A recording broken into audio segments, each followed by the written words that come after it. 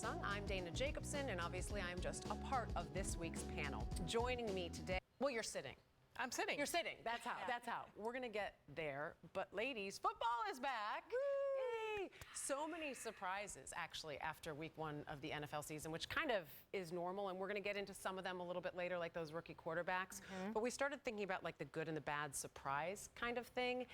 And I say look no further than last night, which so many people missed because on Monday Night Football it was so late. So late here. Carlos Hyde had an I mean, it's an understatement to say that they're going to have to regroup there, and it's the very beginning of the season, so I'm not going to try to make this too dramatic.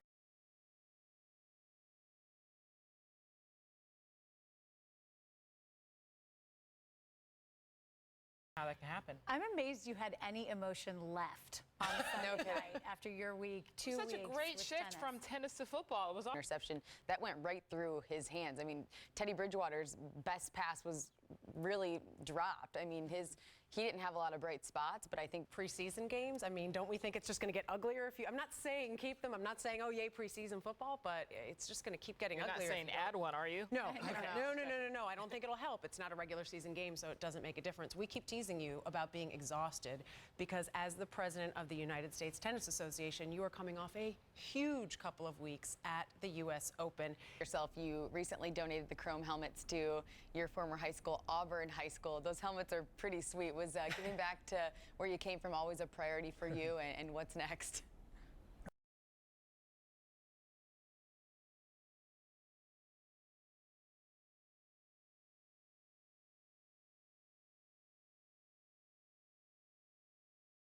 Kidding me? And then Your all the son, I guys would looked guess? at each other and we were like, no, we're not going to say it. Yeah.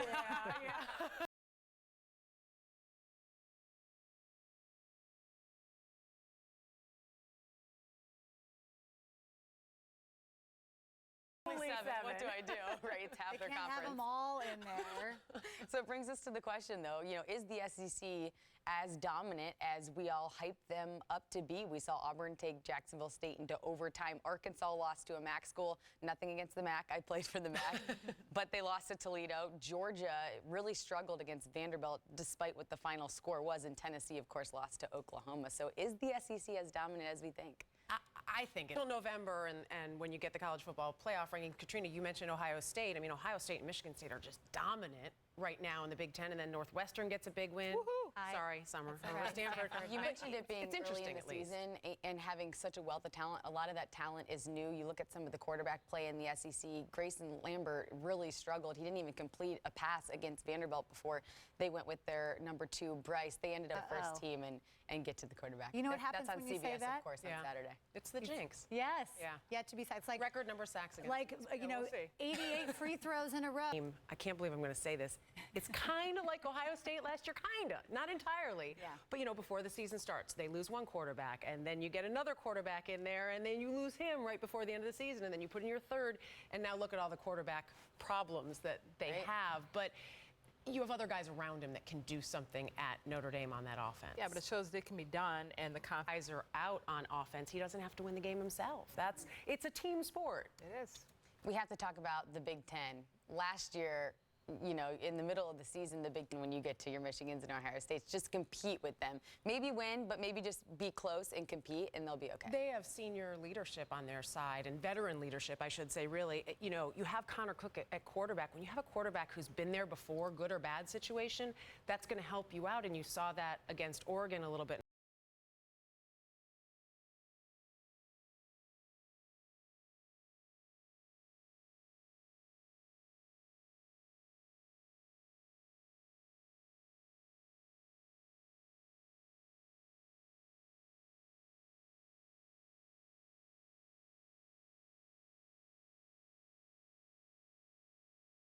That's what he was going he's a for, grown though. man. Huh? Yeah, I don't think so. I want my hair to look just like Pee Wee Herman. Yeah.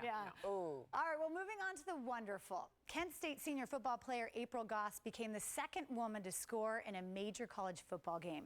After 4 years on the team, It's all about helped him. equality. Apparently they do some sort of Winter Olympics where the captains have to pick members for their team and they compete academically and physically, and everybody fights over her. To have her. Everybody wants her on their team, so it's cool to see that rocks. she's being accepted. She does rock. And her teammates rock, actually, for recognizing her like that. Yeah, she's all. Lisa, everyone here at We Need to Talk is so proud of you, and we just want to give you a big congrats. You've been such a wonderful role model for so many young women, including myself. I found myself clapping. And you know, it's interesting, Allie. 8 years old, she was pretending to sign autographs, and her mom had to ask her what those were for. It's because she knew she was going to be big. I am not surprised. Let's look at the rest of this list, though. Very impressive. The one that stands out. Trying to get the age requirement eliminated so guys could go pro no matter what age they were. That's how John Calipari has had so much of his success with those talented players that are one and dones. Other NBA news this past weekend. Sunday, we lost a legend. NBA Hall of Famer Moses Malone passed away at the age of 60. He was the first player to go pro directly from high school and had an impact on even the biggest names. Charles Barkley Thought that we forget sometimes that it is more than just playing a game, that it can give so much in so many ways, even if it's just helping you from within.